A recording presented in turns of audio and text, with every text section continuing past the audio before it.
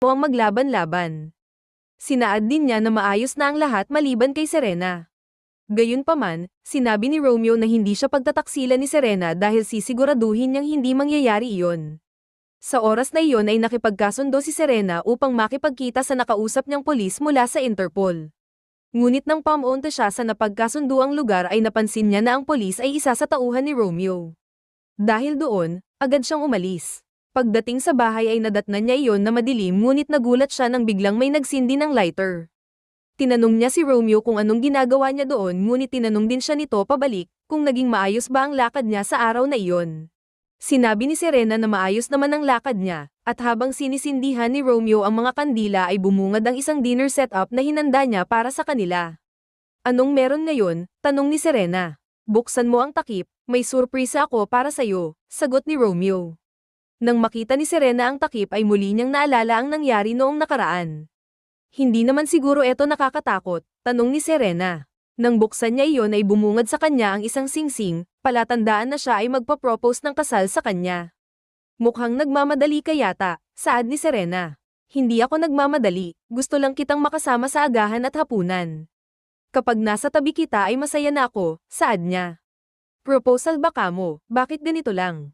Ang simple naman, yung mas magandang setup sana, hindi yung ganito, sagot ni Serena. Dahil doon, nangako si Romeo na gawin niya iyon, ayon sa gusto niya.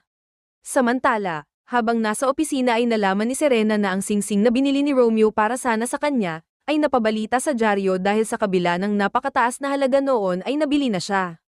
Doon ay napagtanto ni Serena na marahil ay malalim na nga ang pagmamahal ni Romeo sa kanya. Sa kabila noon ay sunod-sunod ang pagtawag sa kanya ng Interpol ngunit hindi na niya iyon sinasagot. Naisip niya na hindi na ganon kadaling magtiwala sa mga polis. Hanggang nagpadala sila ng mensahe na nagsasabing sa loob ng 3 araw ay tapusin na lahat ang tungkol kay Romeo. Napaisip pa rin siya kung sinusubok lang ba siya o totoo na iyon. Pagdating sa bahay ay nagulat na lang siya dahil hinihintay siya ni Romeo kasama ang mga nagdala ng damit para sa nalalapit na proposal. Bagamat hindi alam iyon ni Serena ay nalaman niya sa kanila na balak siyang bigyan ng bonggang proposal ni Romeo pagdating ng 3 araw. Nagulat si Serena kaya't agad niyang tinanong si Romeo tungkol doon. Plano ko sanang sorpresahin ka pero nasabi na pala nila, saad niya. At dahil wala nang sorpresa ay diretsahan na siyang tinanong ni Romeo kung pwede bang magpakasal na sila. Hindi siya masagot ni Serena kaya't muli niya siyang tinanong, pwede ba? Kinalaunan ay dumating na nga ang araw ng kanilang kasal. At habang nasa dressing room si Serena ay pinuntahan siya ni Romeo. Bakit nandito ka? Tanong niya.